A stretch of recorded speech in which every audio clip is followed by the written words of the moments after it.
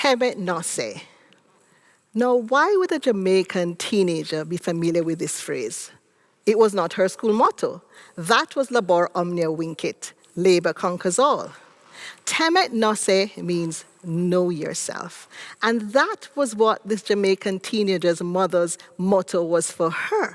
And she told her that every time she complained about not being liked. You see, I was that Jamaican teenager.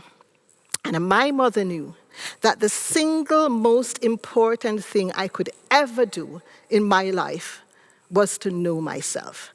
By knowing myself, it would put me in a position of power, not just in life, but also in business. It would free me of life's bullies, in particular the bully of other people's opinions. And it would give me a healthy appreciation of who I was, my unique qualities, what made me quintessentially me, and position me for purpose, and the main purpose of impacting the world with my unique and refreshing U-print. So what is a U-print, and why does that matter? Now, in order for me to explain the inextricable link between self-awareness, self-acceptance, and the art of skillful U-printing, I would like to tell you a little bit about my story.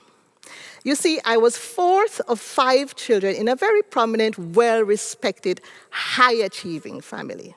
And that put me in a position very early of understanding that performance was the currency of the day. I had to find my place in life. Can anybody relate to that? But I quickly found out that when I won the weekly in-house maths and English quizzes, yes, we had them, it not only gained me the coveted prize of the tin of peanuts, but for one brief moment, I was center stage. I was no longer the little runt. I mattered.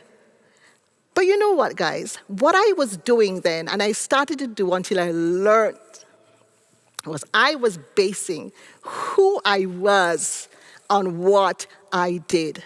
How many of you are still doing that? You see, it's not about performance. And I had to learn really, really quickly. You know, I didn't want to hear what my mother was saying. I was like, oh, come on now, Mommy, listen now, seriously? Didn't they teach you anything in Mothering 101? You know, like, did you skip the troubled teen phase? Because I'm going through it right now and I really need your help. But all she had for me was know yourself. And because I didn't know myself or take time to even understand what she meant, I went through high school being top of the class, teacher's pet. I found my place in that. I couldn't run with the cool kids because I was brought up sheltered. So even if they wanted me, I couldn't go. I was bullied. I had inordinately long legs, or disproportionately long legs. So they called me flamingo legs. I had big eyes, which I've grown into now, but I was called frog eyes. I had knobbly knees. I was called horse knees. You take your pick. I had it. But I used to take confidence in the fact that I was top of the class and I was teacher's pet. But we know what happens. Best laid plans don't usually work out, do they? And when we set our foundation on shifting sands, you know what happens? It shifts. So because I did not have an awareness of who I was, I found myself falling prey, getting pregnant, and dropping out of university in my first year.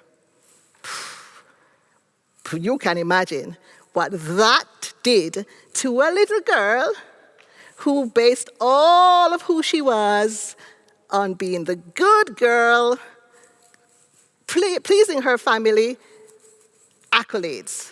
That sent me into a spiral of self-loathing, shame, and self-isolation. But do you know what also happens in life, guys? In the same way the sands can shift, the very things that come to harm us can also serve to shape us. And what I found in life from then, and I continue to find, is that when we let experiences tell us who we are by how we respond to them, and we pay attention to not other people's voices, but the voices in our heads, like I did. I remember clearly today, as it was yesterday, as it was today, I remembered looking at myself in the mirror and saying to myself, you are not going to fall. You're going to pick yourself up. You are worthy. Because my daddy told me I was worthy when I got pregnant. He said, listen, you're not the first girl and you won't be the last. Pick yourself up. I picked myself up. But I also learned that I should value people. And it's not about what I was, but it was what I did, but it was about who I was. That experience served me so well that when I landed in the United Kingdom, after a successful legal career, because I dropped out of university, yes, but I picked myself back up and I qualified as a lawyer. I had an incredibly professional career and I moved to the United Kingdom. But you know what happened then?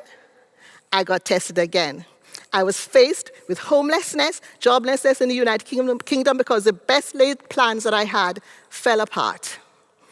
And you know what happened then? I did not spend one night on somebody's couch because my U-print, the thing that I found out about myself, where I loved people, I cared for people, I was always generous, that kicked in.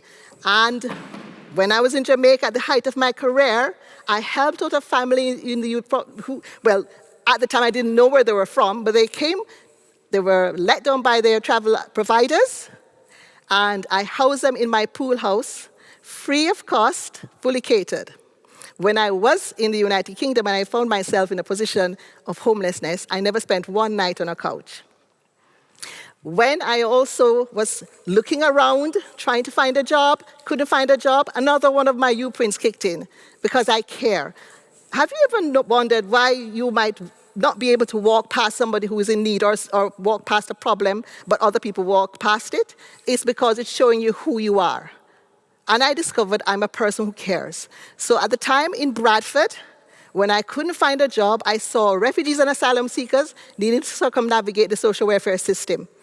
I decided to set up a charity. And that charity landed me my most prestigious speaking engagement to date at the United Nations, Geneva, Switzerland, fully paid for by Bradford Council. Just imagine that. My U-print also kicked in when I moved from Bradford to Wales in 2006 at the head of property at New Law Solicitors. This Jamaican lady, knowing no Welsh, knowing no one, I had to run a department and build it. But you know, I've always taken for granted the fact that I greet people. People say they love the way I greet them. They feel so special. I leave them feeling so special. I give them a Bernie hug, they call it, and they look forward to it. Now that enduring quality of mind opened so many doors for me that within 6 months of me trying to build that conveyancing department, I was invited to speak at the National Conveyancing Congress. Not about conveyancing, but how you build your business through relationships. I was and still am the darling of the media. I was and still am sought after as to head any kind of activity or initiative that has to do with inspiring people and helping people, because I had learned very early in life how important it was to inspire, encourage, and help, because I was inspired, I was encouraged, and I was helped.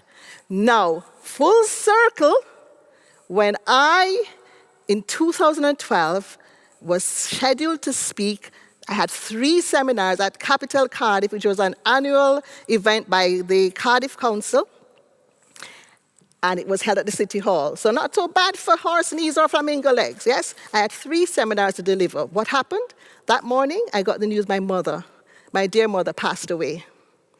And that my other U-print showed up. When something goes wrong, if people are depending on me, I'm going to show up.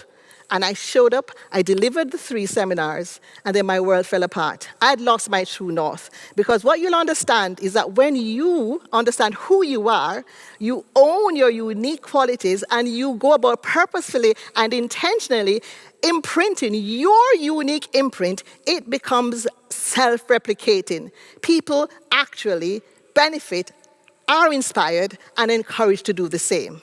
So when my mother passed away, I realized, but you know, her U-print showed up. Her U-print showed up when we went to the funeral home, and the owner of the funeral home said, "Is that your mother? That woman saved my life."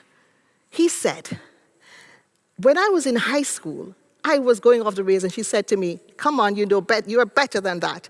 And I listened to her, and here I am. He put a tribute in our program, and he also gave us the top package, bottom price. Her U-print showed up in the delegation of school children who came in uniforms at her funeral at the university chapel, because she had taught throughout the ranks, straight up to being a university professor.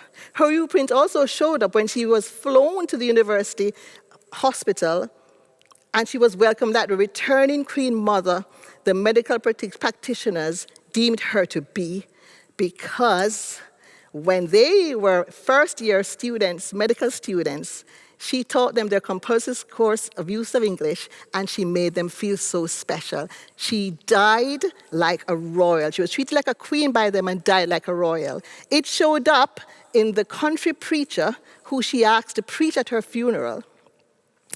And he got up before all the dignitaries and he said, "When I look around at all you dignitaries, I wonder why Dr. Thompson would ask me to speak." He said Dr. Thompson did not make what she did affect how she felt about others and how she esteemed herself. And I said to myself, if Dr. Thompson thought I could speak, I will. And he got up and he did her proud. And if that did not tell me, and if I did not understand, when I turned to my daughter and I said to her, I am so proud of the legacy my mother has left behind, where she has made people feel so special when they have an encounter with her. She looked at me straight in the eye and she said, "Mommy, that's how I feel about you. And that's what you are." So all I can do right now is invite you. I invite and implore you, know yourself. Embrace your U-print. Embrace the circumstances that make these U-prints self-evident. Be intentional about imprinting and cleverly making a difference to your world. The world needs it. Thank you.